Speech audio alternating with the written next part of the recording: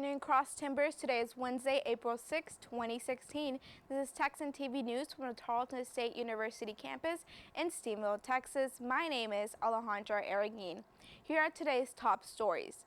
In campus news, the Tarleton State University Theater presented their first showing of the play Night Mother. Last night, Marsha Norman's Pulitzer Prize-winning drama centers on Jessie Cates and her mother Thelma as they discuss Jessie's decision to commit suicide. The cast and crew set the play in Stephenville, and you may happen to see some familiar faces on stage. We spoke to freshman theater major Catherine DeMoore, who plays Jessie, and junior theater major Morgan Hill, who plays the role of Thelma. For more information, Hi, I'm Morgan Hill. I'm going to be playing the character of Mama in our production of Night Mother, going up April 5th through 9th at 7:30 in the Clyde H. Wills Theater. And I'm Catherine DeMoore, and I'll be playing Jessie Cates. And it's $5 for a student with their student ID. Yes.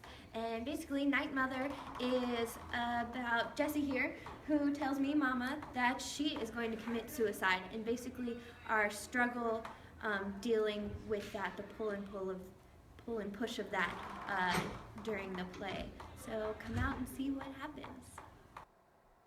as mentioned, the play shows now until Sunday, April 9th at 7:30 p.m. in the Clyde H. Wells Fine Arts Center.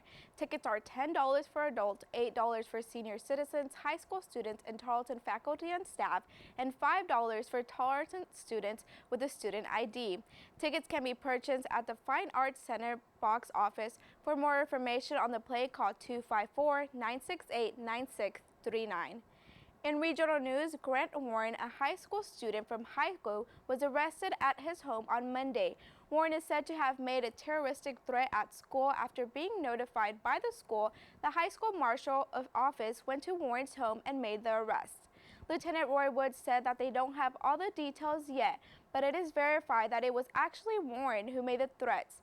He also said that as far as they know, the threats were towards the entire school, and it was enough to arrest him. Officials are looking into this matter and had Warren evaluated through the mental health reporting system.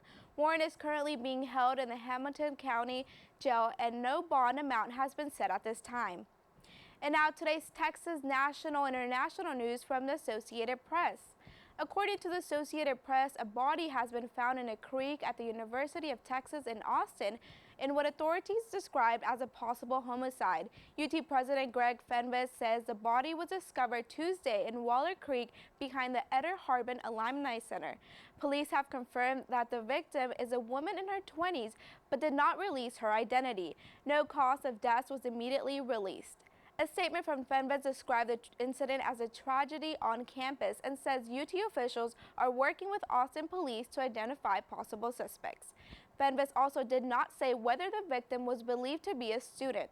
The UT president says everything is being done to ensure safety on campus and that all classes and events remain on schedule. In national news, after a man was accused of fatally shooting one neighbor and injuring two others on Monday afternoon on a residential street in suburban Denver, 46-year-old Kevin Lee Lawrence repeatedly disrupted his first court appearance by telling the judge, "God's got this." Lawrence killed 65-year-old Kenneth Robin Atkins after two gunshots, one on the head and another on the torso.